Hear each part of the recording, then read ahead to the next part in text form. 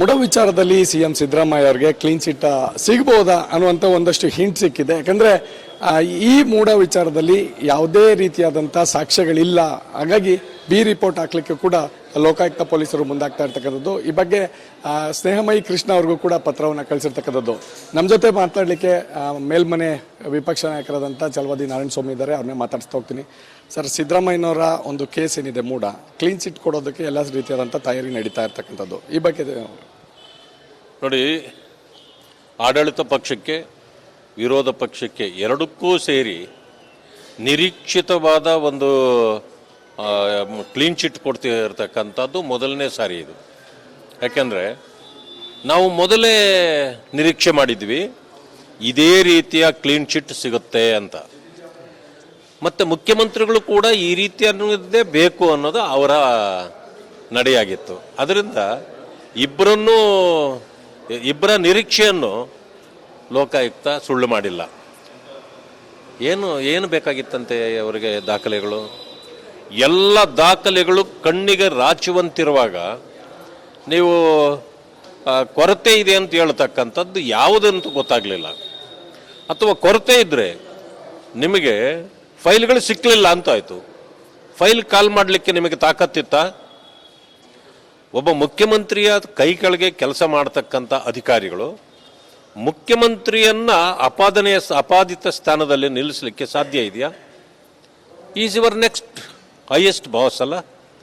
ಒಬ್ಬ ಬಾಸನ್ನು ಅವರು ಕಾರ್ಮಿಕರು ಒಬ್ಬ ಬಾಸನ್ನು ಅಪರಾಧಿ ಸ್ಥಾನದಲ್ಲಿ ನಿಲ್ಲಿಸಲಿಕ್ಕೆ ಸಾಧ್ಯ ಇಲ್ಲ. ಇವತ್ತು ಸ್ನೇಹಮಯಿ ಕೃಷ್ಣ ಕೊಟ್ಟಿರ್ತಕ್ಕಂಥ ಎಲ್ಲ ದಾಖಲೆಗಳಿದೆ. ಇನ್ವೆಸ್ಟಿಗೇಷನ್ಗೆ 3 ಟೀಮ್ಗಳನ್ನು ಬಿಟ್ಟಿದ್ರಿ. ಒಂದು IAS ಟೀಮ್ಗಳು ವಿತ್ಡ್ರಾ ಮಾಡಿದ್ರಾ? ಇಲ್ಲ. SIT ವಿತ್ಡ್ರಾ ಮಾಡಿದ್ರಾ? ಇಲ್ಲ. ಕೋರ್ಟ್ನ ಆದೇಶದ ಮೇಲೆ ಲೋಕಾಯುಕ್ತಕ್ಕೂ ಕೊಟ್ರಿ. ಬಟ್ ಈ 3 ಕಡೆಯಿಂದ ನಿಮಗೆ ನಿರೀಕ್ಷಿತವಾದ ಫಲಿತಾಂಶ ಬಂದಿದೆ ಹೊರತು ವಿರೋಧ ಪಕ್ಷಗಳ ನಿರೀಕ್ಷೆ ಮಾಡಿರ್ತಕ್ಕಂಥದ್ದು ಬಂದಿಲ್ಲ. ನನಗೆ ಅನಿಸ್ತಕ್ಕಂಥದ್ದು ಇದು CBIಗೆ ಕೊಡದೇ ಇದ್ದರೆ ಸತ್ಯಾಂಶ ಬರಲಿಕ್ಕೆ ಸಾಧ್ಯವೇ ಇಲ್ಲ. ಈಗಲೂ ಕೂಡ ಇದನ್ನು CBIಗೆ ಕೊಡಬೇಕು. ಇಲ್ಲ ಅಂತಂದರೆ ನಮ್ಮ ಹೋರಾಟ ಸತತವಾಗಿ ನಡೆದೇ ಇರ್ತದೆ. ನಾವು ಹಿಂದೆ ಹೋಗೋದಿಲ್ಲ ಈ ವಿಚಾರದಲ್ಲಿ. ಕಾಂಗ್ರೆಸ್ನ ನಾಯಕರು ಹೇಳ್ತಾ ಇದ್ದಾರೆ, ಕೋರ್ಟೇ ಈ ರೀತಿಯಾದಂಥ 2 ಇಲಾಖೆಗಳು ತನಿಖೆ ಮಾಡೋದು ಬೇಡ, 2 ಸಂಸ್ಥೆಗಳು ಒಂದೇ ವಿಚಾರ. ಸೊ ಹೀಗಾಗಿ ಕೋರ್ಟು ಲೋಕಾಯುಕ್ತ ತನಿಖೆ ಮುಂದುವರಿಲಿ ಅನ್ನೋಂಥದ್ದು ಏನು ಹೇಳಿದ್ದಾರೆ, CBI ಬೇಡ ಅನ್ನೋಂಥದ್ದನ್ನು ಗೃಹ ಸಚಿವ ಪರಮೇಶ್ವರ್ ಹೇಳಿದ್ದಾರೆ. ನೋಡಿ, ಇವರ ಮೂಗಿನ ನೇರಕ್ಕೆ ಇವರು ಮಾತಾಡ್ತಾರೆ. ನಿಮಗೆ ಭಯ ಇಲ್ಲ ಅಂತಂದರೆ CBI ಕೊಡಲಿಕ್ಕೆ ತೊಂದರೆ ಏನು? ನಾವು ಹೇಳ್ತಿರೋದು ಒಂದೇ ವಿಷಯ. ಯಾವುದೇ ವ್ಯಕ್ತಿ ಅಧಿಕಾರದಲ್ಲಿದ್ದಾಗ ಅವರ ಕೈ ತಳಗಡೆ ಕೆಲಸ ಮಾಡೋರು ಅಲ್ಲೇ ಇನ್ವೆಸ್ಟಿಗೇಷನ್ ಮಾಡಲಿಕ್ಕೆ ಆಗೋದಿಲ್ಲ. ಮುಖ್ಯಮಂತ್ರಿಗಳನ್ನು ಅವರ ಕೈ ಕೆಳಗಡೆ ಕೆಲಸ ಮಾಡ್ತಕ್ಕಂಥ ಪೊಲೀಸ್ ಇಲಾಖೆ ಮಾಡಲಿಕ್ಕೆ ಸಾಧ್ಯ ಇದೆ. ಜೊತೆಗೆ ಜುಡಿಶಿಕ್ಷನ್ನೇ ಬರೋದಿಲ್ಲ. ಒಬ್ಬ ಈಗ ಕ್ರಿಮಿನಲ್ ಕೇಸನ್ನು ಇದು ಪ್ರೊಸೀಜರ್ ಪ್ರಕಾರ CBI ಇನ್ವೆಸ್ಟಿಗೇಟ್ ಮಾಡ್ತದೆ. ಆದರೆ ED ಏನು ಮಾಡ್ತದೆ? ಮನಿ ಲ್ಯಾಂಡ್ರಿಂಗನ್ನು ಮಾಡ್ತದೆ ಅಲ್ವಾ? ಹಾಗಿದ್ದ ಮೇಲೆ ಇನ್ಕಮ್ ಟ್ಯಾಕ್ಸ್ ಏನು ಮಾಡ್ತದೆ? ಇನ್ಕಮ್ ಟ್ಯಾಕ್ಸಲ್ಲಿ ಎಲ್ಲಿ ಹಣದ ಇದು ಆಗ್ತಾ ಇದೆಯೋ ಅಲ್ಲಿ ಮಾಡ್ತದೆ. ಇದಾಗಿರ್ತಕ್ಕಂಥದ್ದು ಇಲ್ಲಿ ಕ್ರಿಮಿನಲ್ ಇಲ್ಲಿ ಒಬ್ಬ SP ಇದನ್ನು ಮಾಡಲಿಕ್ಕೆ ಸಾಧ್ಯ ಇಲ್ಲ. ಆಮೇಲೆ SP also comes under your power hand. ಅದರಿಂದಾಗಿ ಇದು ಯಾವುದೇ ಕಾರಣಕ್ಕೆ ಸತ್ಯ ಹೊರಗಡೆ ಬರಲಿಕ್ಕೆ ಸಾಧ್ಯ ಇಲ್ಲ. ಇದು ಬರಬೇಕಾಗಿದ್ದರೆ CBI ಬರಬೇಕು. ಸರ್, ACB ಬೇಡ, ಲೋಕಾಯುಕ್ತ ಬರಲಿ ಅನ್ನುವಂಥ ಆಗ್ರಹವನ್ನು BJP ಮಾಡಿತ್ತು. ಈಗ ಲೋಕಾಯುಕ್ತ ಬಂದಿದೆ, ಲೋಕಾಯುಕ್ತ ತನಿಖೆ ಮೇಲೆ ನಂಬಿಕೆ ಇದೆಯಾ? ನೋಡಿ, ಇದು ಲೋಕಾಯುಕ್ತ ತನಿಖೆ ಏನು ನಂಬಬೇಕೀಗ? ಈಗ ಅವರು ಕೊಟ್ಟ ಇದನ್ನು ಬಿ ರಿಪೋರ್ಟ್ ಹಾಕ್ಲಿಕ್ಕೆ ಅವರು ಪ್ರಯತ್ನ ಮಾಡಿದಾಗ ಇದರ ಹಿಂದೆ ಯಾರಿದ್ದಾರೆ? ಅಧಿಕಾರ ದುರುಪಯೋಗ ಇಲ್ಲಾಗಿದೆ. ಸ್ವಜನ ಪಕ್ಷಪಾತ ಆಗಿರೋದನ್ನು ಕಂಡುಹಿಡಿಯಲಿಕ್ಕೆ ಅವ್ರಿಗೆ ಆಗಲಿಲ್ಲ. ದಾಖಲೆಗಳು ಬೇಕು ಅಂತಾರೆ, 100 ದಾಖಲೆಗಳಿದೆ. ಇದಕ್ಕಿಂತ ಹೆಚ್ಚು ದಾಖಲೆಗಳು ಅವ್ರಿಗೇನು ಬೇಕು? ರಾತ್ರೋರಾತ್ರಿ ನಾನು ಯಾವುದೇ ಕಾರಣಕ್ಕೆ ನಾವು ಜಗ್ಗೋದಿಲ್ಲ ಬಗ್ಗೋದಿಲ್ಲ ಅಂತ ಮುಖ್ಯಮಂತ್ರಿ ರಾತ್ರೋರಾತ್ರಿ ತನ್ನ ಸೈಟ್ಗಳನ್ನೆಲ್ಲ ವಾಪಸ್ ಕೊಟ್ಬಿಟ್ರಲ್ಲ. Itself is a proved case ಅಂತ. ಈಗ ಆ ಕೇಸ್ ಪ್ರೂವ್ ಆಯಿತು. ಆದರೂ ಕೂಡ ನೀವು ದಾಖಲೆಗಳಿಲ್ಲ ಅಂತಂದ್ರೆ ಏನರ್ಥ? ಮುಖ್ಯಮಂತ್ರಿಗಳು ನಾನು ಯಾವುದಕ್ಕೂ ಪತ್ರ ಬರಲಿಲ್ಲ ಅಂದ್ರೆ ಆ ಪತ್ರ ಬರೆದಿದ್ದು ಹೊರಗಡೆ ಬಂತು. ನಿಮ್ಮದೇ ಜಮೀನಲ್ಲ, ಸೈಟ್ಗಳು ಮಾತ್ರ ನಿಮ್ಮದಾಯಿತು. ಹೇಗೆ ಇವೆಲ್ಲನೂ? ಇಂಥ ಫಿಟ್ ಕೇಸನ್ನು ನೀವು ಬಿ ರಿಪೋರ್ಟ್ ಹಾಕಿದ್ದೀರಿ ಅಂತಂದರೆ ಇದು ಅಧಿಕಾರ ದುರುಪಯೋಗ ಆಗಿದೆ, ಮುಖ್ಯಮಂತ್ರಿಗಳ ಒತ್ತಡದಿಂದ ಈ ರೀತಿ ಕೊಡಲಾಗಿದೆ. ಇದು ವಿಪಕ್ಷ ನಾಯಕರಾದಂಥ ಛಲವಾದಿ ನಾರಾಯಣಸ್ವಾಮಿ ಅವರ ಮಾತು. ಕ್ಯಾಂಪರ್ಸನ್ನ ಶಿವ್ ಜೊತೆ ಚಂದ್ರಶೇಖರ್, ರಿಪಬ್ಲಿಕ್ ಕನ್ನಡ, ಬೆಂಗಳೂರು. ಮುಡ ವಿಚಾರದಲ್ಲಿ ಸಿಎಂ ಸಿದ್ದರಾಮಯ್ಯ ಅವರಿಗೆ ಕ್ಲೀನ್ ಚಿಟ್ ಸಿಗಬಹುದಾ ಅನ್ನುವಂಥ ಒಂದಷ್ಟು ಹಿಂಟ್ ಸಿಕ್ಕಿದೆ. ಯಾಕಂದರೆ ಈ ಮೂಡ ವಿಚಾರದಲ್ಲಿ ಯಾವುದೇ ರೀತಿಯಾದಂಥ ಸಾಕ್ಷ್ಯಗಳಿಲ್ಲ. ಹಾಗಾಗಿ ಬಿ ರಿಪೋರ್ಟ್ ಹಾಕ್ಲಿಕ್ಕೆ ಕೂಡ ಲೋಕಾಯುಕ್ತ ಪೊಲೀಸರು ಮುಂದಾಗ್ತಾ ಇರ್ತಕ್ಕಂಥದ್ದು. ಈ ಬಗ್ಗೆ ಸ್ನೇಹಮಯಿ ಕೃಷ್ಣ ಅವ್ರಿಗೂ ಕೂಡ ಪತ್ರವನ್ನು ಕಳಿಸಿರ್ತಕ್ಕಂಥದ್ದು. ನಮ್ಮ ಜೊತೆ ಮಾತಾಡಲಿಕ್ಕೆ ಮೇಲ್ಮನೆ ವಿಪಕ್ಷ ನಾಯಕರಾದಂಥ ಛಲವಾದಿ ನಾರಾಯಣಸ್ವಾಮಿ ಇದ್ದಾರೆ, ಅವ್ರನ್ನೇ ಮಾತಾಡಿಸ್ತಾ ಹೋಗ್ತೀನಿ.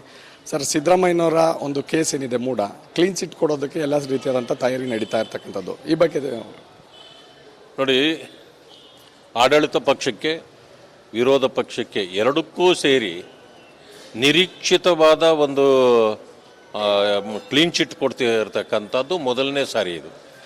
ಯಾಕೆಂದರೆ ನಾವು ಮೊದಲೇ ನಿರೀಕ್ಷೆ ಮಾಡಿದ್ವಿ ಇದೇ ರೀತಿಯ ಕ್ಲೀನ್ ಚಿಟ್ ಸಿಗುತ್ತೆ ಅಂತ. ಮತ್ತು ಮುಖ್ಯಮಂತ್ರಿಗಳು ಕೂಡ ಈ ರೀತಿ ಅನ್ನೋದೇ ಬೇಕು ಅನ್ನೋದು ಅವರ ನಡೆಯಾಗಿತ್ತು. ಅದರಿಂದ ಇಬ್ಬರ ನಿರೀಕ್ಷೆಯನ್ನು ಲೋಕಾಯುಕ್ತ ಸುಳ್ಳು ಮಾಡಿಲ್ಲ. ಏನು ಬೇಕಾಗಿತ್ತಂತೆ ಅವರಿಗೆ ದಾಖಲೆಗಳು? ಎಲ್ಲ ದಾಖಲೆಗಳು ಕಣ್ಣಿಗೆ ರಾಚುವಂತಿರುವಾಗ ನೀವು ಕೊರತೆ ಇದೆ ಅಂತ ಹೇಳ್ತಕ್ಕಂಥದ್ದು ಯಾವುದಂತೂ ಗೊತ್ತಾಗಲಿಲ್ಲ. ಅಥವಾ ಕೊರತೆ ಇದ್ದರೆ ನಿಮಗೆ ಫೈಲ್ಗಳು ಸಿಕ್ಕಲಿಲ್ಲ ಅಂತ ಆಯಿತು. ಫೈಲ್ ಕಾಲ್ ಮಾಡಲಿಕ್ಕೆ ನಿಮಗೆ ತಾಕತ್ತಿತ್ತ? ಒಬ್ಬ ಮುಖ್ಯಮಂತ್ರಿಯ ಕೈ ಕೆಳಗೆ ಕೆಲಸ ಮಾಡತಕ್ಕಂಥ ಅಧಿಕಾರಿಗಳು ಮುಖ್ಯಮಂತ್ರಿಯನ್ನ ಅಪಾದಿತ ಸ್ಥಾನದಲ್ಲಿ ನಿಲ್ಲಿಸಲಿಕ್ಕೆ ಸಾಧ್ಯ ಇದೆಯಾ? Is your next highest boss ಅಲ್ಲ. ಒಬ್ಬ ಬಾಸನ್ನು ಅವರು ಕಾರ್ಮಿಕರು ಒಬ್ಬ ಬಾಸನ್ನು ಅಪರಾಧಿ ಸ್ಥಾನದಲ್ಲಿ ನಿಲ್ಲಿಸಲಿಕ್ಕೆ ಸಾಧ್ಯ ಇಲ್ಲ.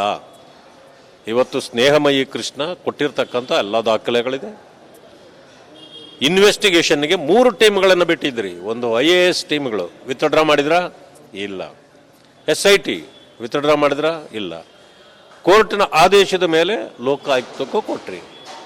ಬಟ್ ಈ 3 ಕಡೆಯಿಂದ ನಿಮಗೆ ನಿರೀಕ್ಷಿತವಾದ ಫಲಿತಾಂಶ ಬಂದಿದೆ ಹೊರತು ವಿರೋಧ ಪಕ್ಷಗಳ ನಿರೀಕ್ಷೆ ಮಾಡಿರತಕ್ಕಂಥದ್ದು ಬಂದಿಲ್ಲ. ನನಗೆ ಅನಿಸ್ತಕ್ಕಂಥದ್ದು ಇದು CBIಗೆ ಕೊಡದೇ ಇದ್ದರೆ ಸತ್ಯಾಂಶ ಬರಲಿಕ್ಕೆ ಸಾಧ್ಯವೇ ಇಲ್ಲ. ಈಗಲೂ ಕೂಡ ಇದನ್ನು CBIಗೆ ಕೊಡಬೇಕು. ಇಲ್ಲ ಅಂತಂದರೆ ನಮ್ಮ ಹೋರಾಟ ಸತತವಾಗಿ ನಡೆದೇ ಇರ್ತದೆ.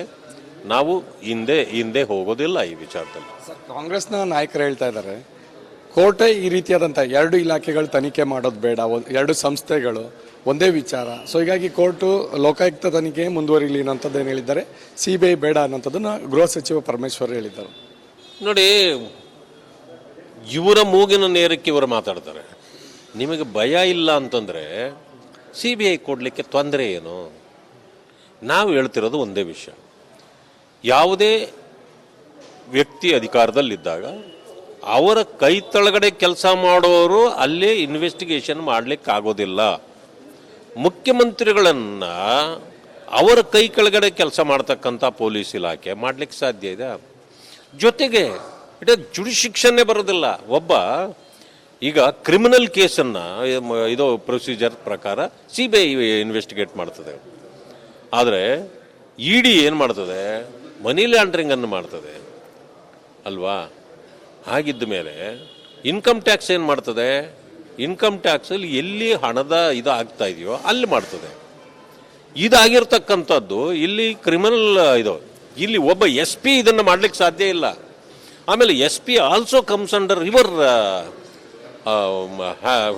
Power hand. ಅದರಿಂದಾಗಿ ಇದು ಯಾವುದೇ ಕಾರಣಕ್ಕೆ ಸತ್ಯ ಹೊರಗಡೆ ಬರಲಿಕ್ಕೆ ಸಾಧ್ಯ ಇಲ್ಲ. ಇದು ಬರಬೇಕಾಗಿದ್ದರೆ CBI ಬರಬೇಕು. ಸರ್, ACB ಬೇಡ, ಲೋಕಾಯುಕ್ತ ಬರಲಿ ಅನ್ನುವಂಥ ಆಗ್ರಹವನ್ನು BJP ಮಾಡಿತ್ತು. ಈಗ ಲೋಕಾಯುಕ್ತ ಬಂದಿದೆ, ಲೋಕಾಯುಕ್ತ ತನಿಖೆ ಮೇಲೆ ನಂಬಿಕೆ ಇದೆಯಾ? ನೋಡಿ, ಇದು ಲೋಕಾಯುಕ್ತ ತನಿಖೆ ಏನು ನಂಬಬೇಕೀಗ? ಈಗ ಅವರು ಕೊಟ್ಟ ಇದನ್ನು ಬಿ ರಿಪೋರ್ಟ್ ಹಾಕ್ಲಿಕ್ಕೆ ಅವರು ಪ್ರಯತ್ನ ಮಾಡಿದಾಗ ಇದರ ಹಿಂದೆ ಯಾರಿದ್ದಾರೆ? ಅಧಿಕಾರ ದುರುಪಯೋಗ ಇಲ್ಲಾಗಿದೆ. ಸ್ವಜನ ಪಕ್ಷಪಾತ ಆಗಿರೋದನ್ನು ಕಂಡುಹಿಡಿಯಲಿಕ್ಕೆ ಅವ್ರಿಗೆ ಆಗಲಿಲ್ಲ.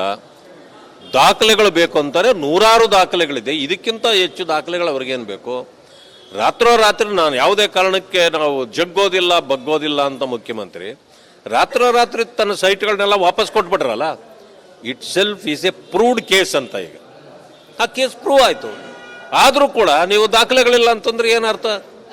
ಮುಖ್ಯಮಂತ್ರಿಗಳು ನಾನು ಯಾವುದಕ್ಕೂ ಪತ್ರ ಬರಲಿಲ್ಲ ಅಂದ್ರೆ ಆ ಪತ್ರ ಬರೆದಿದ್ದು ಹೊರಗಡೆ ಬಂತು. ನಿಮ್ಮದೇ ಜಮೀನಲ್ಲ, ಸೈಟ್ಗಳು ಮಾತ್ರ ನಿಮ್ಮದಾಯಿತು. ಹೇಗೆ ಇವೆಲ್ಲನೂ?